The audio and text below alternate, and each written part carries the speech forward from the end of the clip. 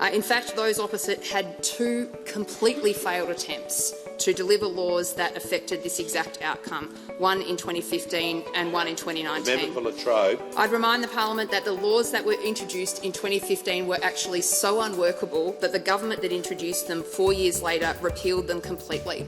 And the second go that the opposition leader led didn't do much better. It was ruled unconstitutional over the past 18 months.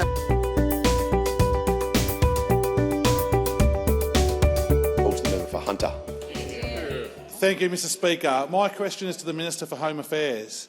Why is it necessary for the government to introduce legislation to strip the citizenship of people convicted of serious crimes against Australia?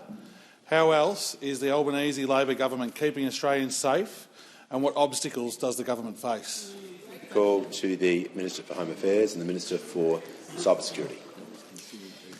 Thank you, Speaker, and I thank the member for his question. And the member is correct. We are introducing legislation that will enable Australian citizenship to be stripped from individuals who represent a serious danger to our country.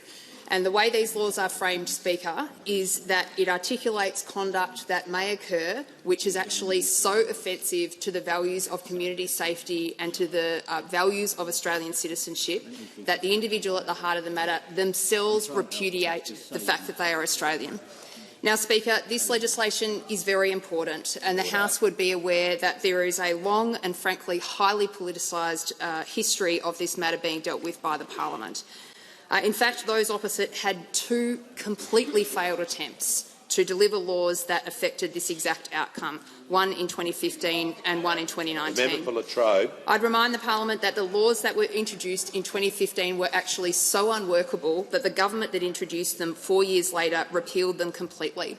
And the second go that the opposition leader led didn't do much better. It was ruled unconstitutional over the past 18 months. So we had two citizenship laws introduced in 2019, both of them ruled unconstitutional by the High Court in the last 18 months. Now, Speaker, I'm asked if the bill that we're introducing is the only thing we are doing to keep Australians safe. And of course, Mr Speaker, that's not the case, not by a long shot. The primary purpose of our government is to ensure the safety of Australians, and we came to office with an enormous set of issues facing us, in particular in the Home Affairs Department. One of those was the broken migration system, Speaker, that I've spoken to the House about before.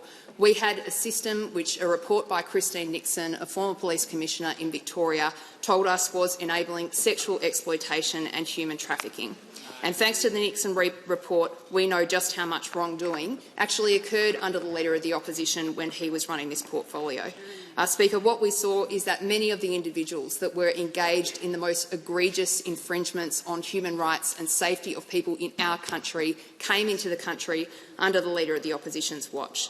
Now, Speaker, instead of dealing what were very serious issues, not just highlighted by the Nixon review, but in fact highlighted over a series of reports that spanned the almost entire life of the former government, the Leader of the Opposition talked a big game, but when it came down to it, he cut funding for immigration compliance and made sure that our borders were not secure.